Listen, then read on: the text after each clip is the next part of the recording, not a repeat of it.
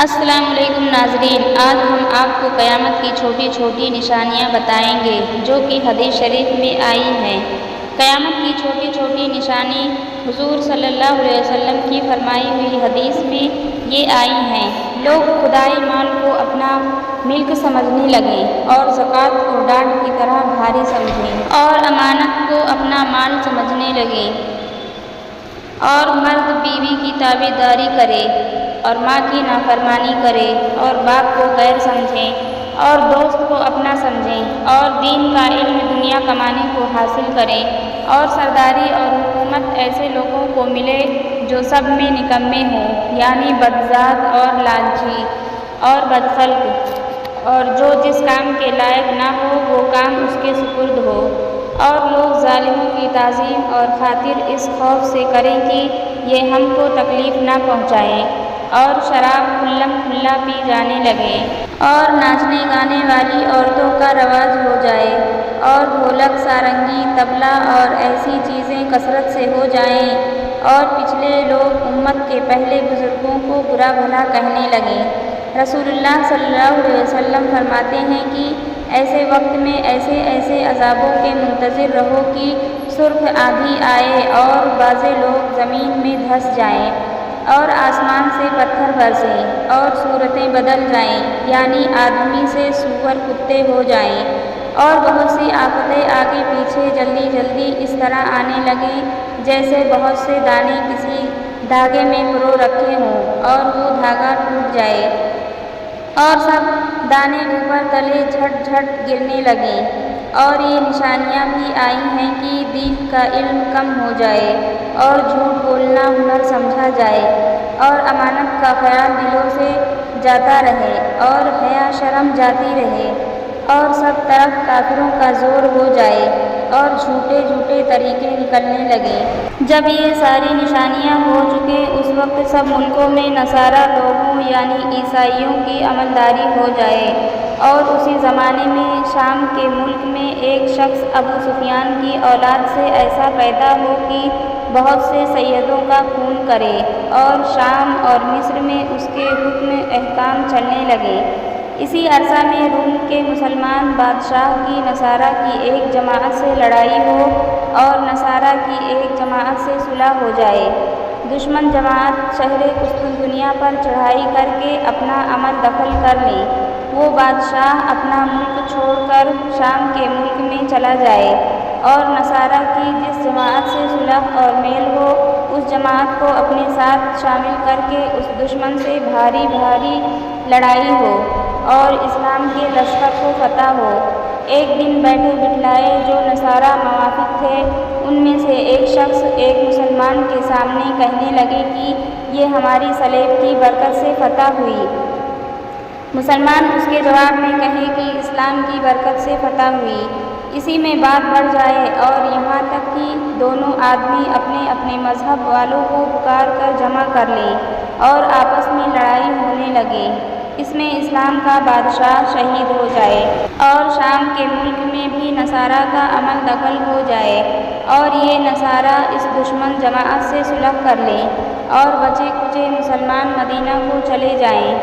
اور خیبر کے پاس تک عیسائیوں کی عملداری ہو جائے۔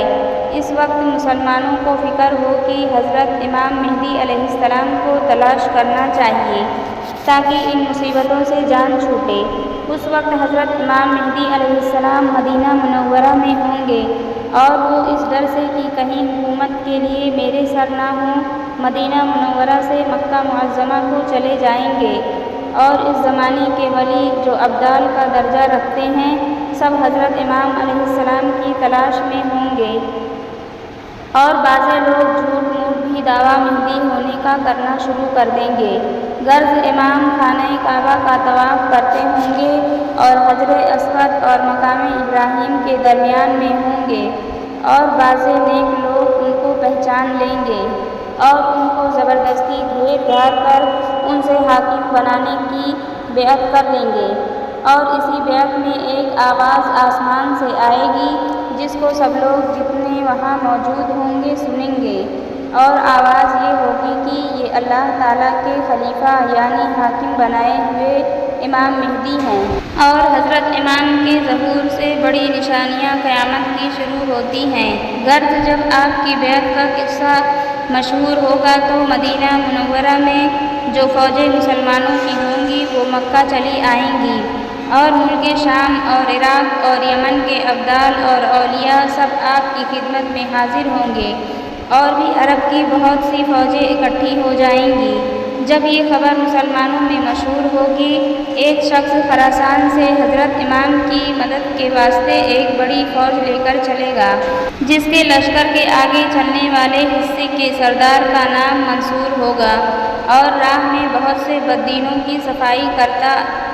جائے گا۔ اور جس شخص کا اوپر ذکر آیا ہے کہ ابو سفیان کی اولاد میں ہوگا اور سیدوں کا دشمن ہوگا، چونکہ حضرت امام بھی سید ہوں گے،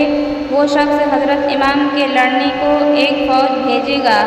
جب یہ فوج مکہ مدینہ کے درمیان کے جنگل میں پہنچے گی اور ایک پہاڑ کے تلے ٹھہرے گی تو یہ سب کے سب زمین میں دھس جائیں گے، صرف 2 آدمی بچ جائیں گے، جن میں سے ایک تو حضرت امام کو جا کر خبر دے گا اور دوسرا اس سفیانی کو خبر پہنچائے گا، اور نصارہ سب طرف سے فوجیں جمع کریں گے اور مسلمانوں سے لڑنے کی تیاری کریں گے۔ اس لشکر میں اس روز 80 جھنڈے ہوں گے اور ہر جھنڈے کے ساتھ 12,000 آدمی ہوں گے، تو کل آدمی 9,60,000 ہوئے۔ حضرت امام مکہ سے چل کر مدینہ تشریف لائیں گے اور وہاں روضہ رسول صلی اللہ علیہ وسلم کے مزار شریف کی زیارت کر کے شام کے ملک کو روانہ ہوں گے، اور شہر دمشق تک پہنچنے نہ پائیں گے کہ دوسری طرف سے نصارہ کی فوج مقابلہ میں آ جائے گی۔ حضرت امام کی فوج 3 حصے ہو جائے گی، ایک حصہ تو بھاگ جائے گا، ایک حصہ شہید ہو جائے گا، اور ایک حصہ کو فتح ہوگی۔ اور اس شہادت اور فتح کا قصہ یہ ہوگا کہ حضرت امام نصارہ سے لڑنے کو لشکر تیار کریں گے، اور بہت سے مسلمان آپس میں قسم کھائیں گے کہ بغیر فتح کیے ہوئے نہ ہٹیں گے۔ اس کے بعد سارے آدمی شہید ہو جائیں گے، صرف تھوڑے سے آدمی بچیں گے، جن کو لے کر حضرت امام اپنے لشکر میں چلے آئیں گے۔ اگلے دن پھر اسی طرح کا قصہ ہوگا کہ قسم کھا کر جائیں گے اور تھوڑے سے بچ کر آئیں گے، اور تیسرے دن بھی ایسا ہی ہوگا۔ آخر چوتھے روز یہ تھوڑے سے آدمی مقابلہ کریں گے اور اللہ تعالیٰ فتح دیں گے، اور پھر کافروں کے دماغ میں حوصلہ حکومت کا نہ رہے گا۔ اب حضرت امام ملک کا بندوبست کریں گے اور سب طرف فوجیں روانہ کریں گے، اور خود ان سارے کاموں سے نمٹ کر قسطنطنیہ فتح کرنے کو چلیں گے۔ جب دریائے روم کے کنارے پر پہنچیں گے، بنو اسحاق کے 70,000 آدمیوں کو کشتیوں پر سوار کر کے اس شہر کے فتح کرنے کے واسطے تجویز کریں گے۔ جب یہ لوگ شہر کی فصیل کے مقابل پہنچیں گے، اللہ اکبر، اللہ اکبر۔ آگے کا حال معلوم کرنے کے لیے چینل کو لائک اور سبسکرائب ضرور کریں۔ شکریہ۔